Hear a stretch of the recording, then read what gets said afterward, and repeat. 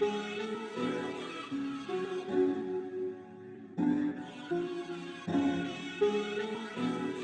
of three, I just want everybody to chant, fuck heroin, and fuck what the government done to us, fuck all these drugs. On the count of three, say fuck heroin, fuck heroin, fuck heroin. That Amber bitch. Oh my, hey, like, oh my.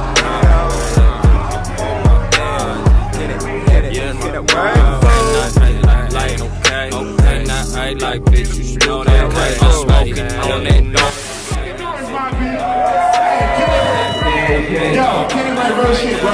Just 3 years ago, you was asking me how the fuck to do all the shit that you've been doing, getting into shows and fucking doing your own music. Now you throwing your own fucking shows, my nigga. That's fucking crazy. Make some noise for yourself. Welcome back to another episode of Chosen Topics. I'm here with Sue and Kenic Ray from Casual Crooks. What's up? How y'all doing today, man? Chill, Great, man. great. Cool. So tell the people a little about yourselves. My name's Kenic Ray. I'm a hip hop artist. Been making music for a long time. I would say like since 6th grade. Trying to put the Midwest on the map because no one is. No one's trying to like claim the Midwest, so I figured I would do it. So. Young Sue, you know, here to get my art out there, just have people hear the word, man, and vibe to the music, something to get people to move, you know. I feel it. So I'm gonna start with you first, Kenic. Where did the name Kenic Ray come from? When I was born, my dad named me Travis Ray Combs, and then he said he named me Travis Ray because that sounded like a musician's name, so I always liked my middle name Ray. And then Kenic, one day I was like, yo, like I need a rap name. And I was like, just like for real, I just looked out the window when I thought that and I saw my street name and it said Kenic and I was like Kenic Ray and it just kind of stuck. So from you, Sue, like how did that name come from? Alright, well, my grandmother, she is Native American, so yeah, her tribe name, whatever, was Ogallala Sioux. So like, for some reason, I always was into like the Native American part of her, and yeah, I just decided to make it Sue. I never thought that it would like actually stick, but you know, people have a hard time pronouncing it and stuff. So like I think it fits, because then they have to ask you like what's the name, how you pronounce it and stuff, and they find out it's Sue. Shout out to Zach Slump. He can't make it right now, but you know, he here in spirit. But right here. So basically, we were, you know what I'm saying? We were rapping, and I met Zach through like mutual people, and we were making music, and then he never knew like a rap name to have. He was like thinking of using the name Casual Crook, and that would be like his rap name. And I was like, when he sent me that, I was like, hell no. I was like, it has to be Casual Crooks. Right. So that was kind of there, but then one day, shout out to Ben Fugit, he was like, we were all just chilling like at his mom's crib in the basement, and it was weird. It was like so spiritual how this shit happened. Like everyone was there, and then like it wasn't intentional, and then like he just said Casual Crooks, and like when I heard it that moment, I was like, damn bro, like that's it. So we've been rocking with this since. Like after we got that name, I was like, shit, we need a logo, and Slump was in Texas, like he was gone, like doing some other shit, and I just started drawing, and then I drew that logo, and then I was like, shit, like I think I didn't realize what we had at the time, like, you know what I'm saying, like, didn't realize it would stick around as long as it did and get bigger. Like individually or even as a group, how long y'all been rapping? So I started rapping like, so when I was in 6th grade, my friend Eli, shout out Eli Joseph, he showed me a song called Beast of Burden by the Rolling Stones. And when I heard that song, I was like, all the doors open. I was like, shit, this is what I'm missing. Like, this is music. And I came a real like fanatic over like rock and roll, was playing guitar. And then it slowly transferred into rap. And I would say like, probably 8th grade is when I started really writing like bars, and then it wasn't until my sophomore year that I actually started recording on a microphone. Yeah. So I was a sophomore probably recording. Okay, super.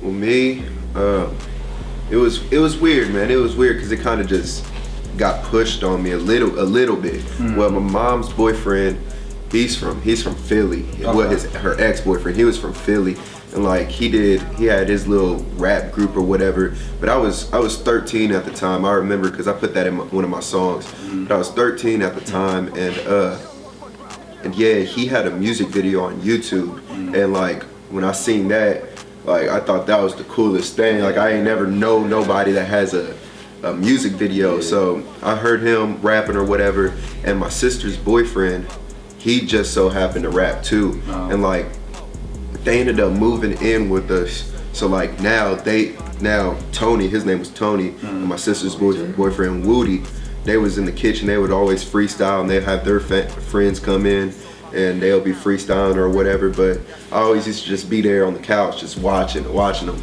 And they got me into the circle, the little freestyling circle, and I remember they used to try to get me to rap or whatever, and I would, and they would be kind of like, oh damn, he can actually rap. And then my sister's boyfriend got me into a studio my first time over there. It's actually over there by my man Nate's house over there on Maple Street.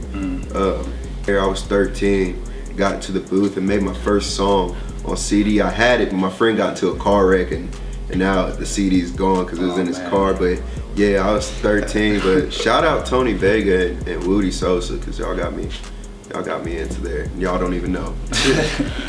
All right, so I know y'all do like I know y'all perform at a lot of events and a lot of shows. Talk about some of the shows you performed at, and then like maybe your favorite show you performed at, or your best show so far.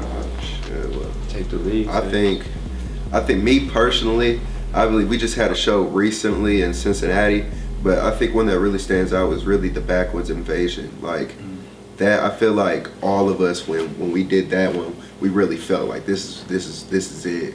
Like this is, man, it was just, yeah, because there is way more people than we expected there. It was, I don't know. I think the Backwoods Invasion was the best one we had. What you think? I agree. Like amount of people and just everything, like the Backwoods Invasion. But to be honest, I think the last one, like my favorite personal show, was the last one we just did in Cincinnati at the Maccabee for Zach Slump's Live from Nowhere album. But it was just, man, my mom came to that show, like, and it was there was no, like, everything went smooth. We were all there, and like it was a great show, and like the people like that showed out, it was just like, it was real like humbling, you know what I'm saying, to see that and know like, damn, we threw this show and like it was a success. So I'd have to say that show is my personal favorite. Yeah, definitely. Backwoods Invasion. The Backwoods Invasion. The thing about that, my bad for interrupting. But Backwoods Invasion, like we did that with our own hands. Like our man Ben, everybody, man, all the casual crooks. You know who you are. Yeah, they helped us build the stage. We had like a little bus out there. we done went to the thrift shop and we done got couches, bro. And we took the seats out the bus, put the couches in there, put tapestries. Yeah, man, I mean, that's good, like, cause you know, like that's y'all stuff. Yeah, that's us. Y'all built that from the ground. Yeah, shit. We even charged motherfuckers $20 to get in there. Like that's the VIP. Yeah, that was. It was had a can out there. But yo, that's you got to do that because yo, we built the stage. We did everything out of our pocket. So you always have to have a way. Like at least that time, like we wanted some type of income from it. So it was cool doing that. So like, I know you guys performed a lot. Like, is there any like point where like you just got like straight out nervous on the stage? You know, I know obviously you guys still gotta go on and perform and stuff. But like, is there any type of like just time where you felt really nervous?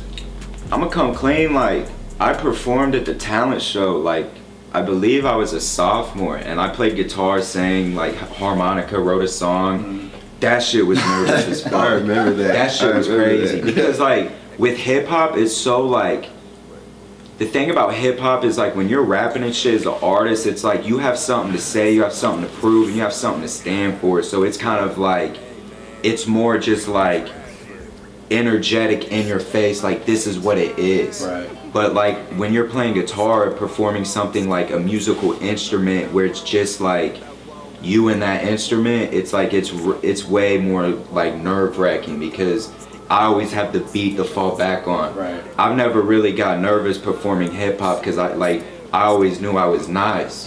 But like playing guitar and shit, it's like singing, that takes on you're doing a lot more shit. Yeah. So it was more, that shit was nerve-wracking really bad. But performing hip hop, it's always been cool because fans and stuff, people in the audience seem to like. Right. Just kind of vibe. I feel him on that. Like everybody with the hip hop music, like you can definitely tell the difference too. Because I know I have a song called "Sorry" out on SoundCloud, and I've definitely performed that at least twice at our shows, and I see the difference just with an R&B type song and a rap song. Like people are more into it, and it's like you feel once you see people vibing out to something, then you feel comfortable as an artist up there on the stage, whatever. But I'm definitely nervous every show. Really? Like, yeah. And it's like I try to hide it, but I'm nervous. I'm nervous, man. Are you nervous on stage? Nah, see, nah. When I'm on stage, man, I'm up there. It's like you get, I don't know. It's weird to explain. You just get the vibe. You get the energy from everybody. So what do you mean doing the show and on stage? What's the difference? The thought of like, oh damn, I'm about to get on stage. I'm about to do that. That's the nervous part. But when you're up there, it's like, I don't know. You have to give them a show. So it's like you're up there. You might as well. And that's the homies. Yeah, too. Everybody's there. It's a lot of support when you're actually on the stage. So, like being on stage, writing music and everything, I know it has like, longevity on you guys. So being an artist, like what's your biggest challenge? My biggest challenge is like, just not having people talking and like everybody back and forth. Like your parents, they want you to do one thing. I know my grandparents, they wanted me to do certain things, and it's just like, I don't know, my challenge is to stay motivated kind of, and like, to just do me, man. I don't know. That's just me personally, my biggest challenge. Just, I don't know, man, just do it. Do what you want to do. Do you. That's it. Do you. Don't let nobody push their beliefs on you because that's their life. This is your life, man. Right. You gotta think for yourself. Like, I mean, I don't know. Some people might fall off or whatever off the tracks. You don't know. Like certain people, those people that are talking to you, like trying to get you to be something. It's like, I don't know. You gotta put them to the side, like, cause this is your life. Yeah, it's hard because you might, I don't know, cause it's most of the time your family, like.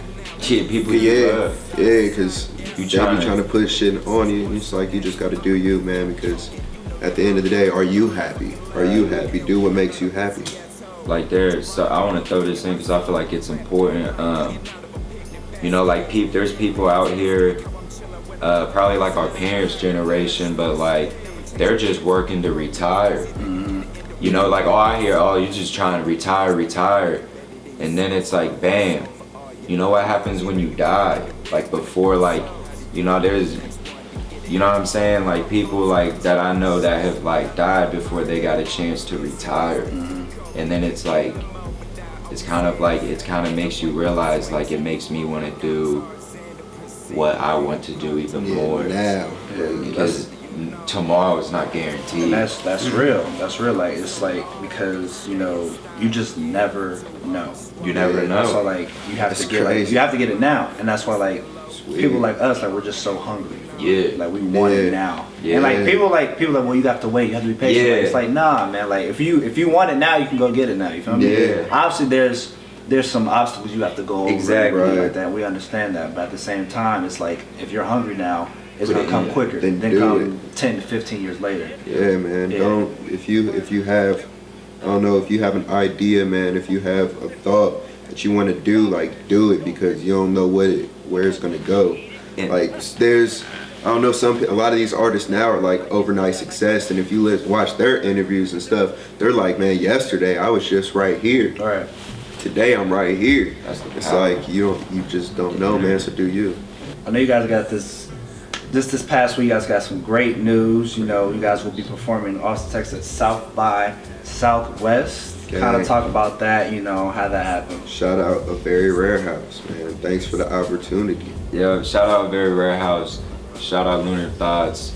He was at our last concert. He filmed the recap video, and he was like, "Yo, are you about to go to South by Southwest?" And I just looked at him like, "Man, you're like, no." Like it was kind of like, no, like there's not one way that I would get there, but it sparked like something in me where I was like, I remembered seeing this tweet of like, it looked like Waffle House, it was a contest, and I was like, you know what, like, I feel like the universe is always throwing out signs, and it's like, that was a sign I just picked up on, and I just like remember seeing that, so I put 2 and 2 together, and I just did it, and now look at it, it's like, we're going to South by, like. Yeah, man, it's crazy, like, you never know what opportunities are around the corner, and it's like, it's unexpected. Like he said earlier, we wasn't even in the top 3. Like you had to be in the top 3, but they extended it to get us in there, and it's like we ain't even really supposed to be right. Yeah, and it's like, but they bent the rules for us. Yeah, the fans showed up, and they seen the fans show up. Right. So it's like, man, That's a sign. it's crazy. Like I don't know. Shout out everybody that voted for us, because we wouldn't be here. We wouldn't be doing what we're doing without you guys, man. No. Thank you for the opportunity, and thank you, A Very Rare House. Yeah, thank you. All right, so we've got the chosen question of the week. So to fill y'all in, basically, man, this question is going to be controversial. It's going to make you cry. It's going to make you have a heart attack, man. It's just, you know, everything's off limits. But actually, usually I ask the question, but I actually got, you know, Colin Isaacs asking the question. You follow him on Twitter at Colin Isaacs _ So his question for you guys this week is, what does your inspiration come from? If you have a dream, you can do it. Especially like when you get results, you definitely feel driven by those results. And it's like this South by Southwest really just like opened my eyes, man. And it's like anything can happen. People always used to say that to you, and it's like, yeah, it's for real. They say you can be whatever you want. It's like, yeah, you really can. And it's, I don't know, just seeing my results, being me 110% of the time, man. And it's, I don't know, just seeing where yourself can get you and believe in yourself. Yeah. A lot of people say that. Believe in yourself, do it. Yeah. For me, I would say like inspiration to me is like taking a walk, going in the woods. I might pop through a nice restaurant, you know, and just get a little coffee. But, you know, just to catch that vibe, I feel like inspiration is like, it's energy, it's a vibe. Like, you know, I might take, you know, I might after, you know what I'm saying? I might take off my shoes, kick up my feet, and just like chill. That's a vibe. You know, somehow that might inspire me. But I really feel just like, when I made my hit song for right now, like that's got me a lot of like recognition, Cadillac, is you know, I heard that beat, and the next day I just went in the studio and it just came to me, that song. And that's what it's like when I, like right now when I'm thinking that in retrospect, like 20 minutes I made that song off the top, did not have anything, like it was right in the moment. And even when I was done making, I was like, yo, this shit's corny, this ain't not, like this is corny, like. But I always, you know, I heard Danny Brown say this and it really stuck with me, was he said like, you know, if you, it's like a challenge with yourself making music. You're in a boxing match with yourself, but you know you won if you show your track to the homies and they fuck with it. Right. Because if they like it, then you know, like, yo, you got something. If they don't like it, then you don't have something. Like that's, and my friend, my best friend, he heard it and he was like, he was, man, he's funny, bro, but how he reacted was just like, wow, like I really might have something. And that's, you know, it's like what Sage said, just being yourself, but you know, doing something, but keep doing it. Right. And it's like every day I'm not gonna make a song like Cadillac and have that inspiration, but I might have to take 10 days of working where I don't know what I'm doing to then like, wow, I realized them 10 days I learned this and that, and then that one day that song, whatever You'll it have is, that another painting, Cadillac, anything, another- it'll come. Another one. Cadillac was Inspiration just- comes from Yeah. from living, and it's really too about, to me at least, it's having a life. You know what I'm saying? Like, you can't be in the studio all the time. You can't be always painting or whatever your passion is. Like, you really have to like get things because you get inspired from life. Yeah. And then you take what you learn and see in life and you make it into art. So living life, man. If you're really living life, you'll be inspired. Everything should inspire you. Yeah, that's real. All right, so I knew I was giving shout outs to other shows. So is anybody else y'all want to shout out? Man. I want to shout out Kevin, the Royal Studios. Royal Studios. Because you talk about inspiration. Every time I go in there and get my hair right, it's just it's a vibe, you know, and he really humbles me and keeps me like keep believing. And I want to shout out to Dash. I want to shout out to Currency. And you know, I want to shout out my girl and to all the fans. You know, my girl's mom for believing in me. And I want to shout out my brother and my parents because look at me right now. Bitch, I'm getting an interview. Hey, shout out to my mother. Shout out to my father. Shout out to shout out to all the haters, man, because y'all are just fans in denial, really. And you'll see. Shout out Hippie Samurai for the one time. You already know, man. You see it right here. I know you see it. And last but not least, shout out to Chosen Productions. Hey. Chosen right here. Gang. Thank you, man. I appreciate it. Thank you Appreciate for y'all having coming on us. the show, man. Yeah. So make sure y'all like, subscribe, share this video, and I'm gonna see one of y'all next week. Peace. Doses, man. Be yourself.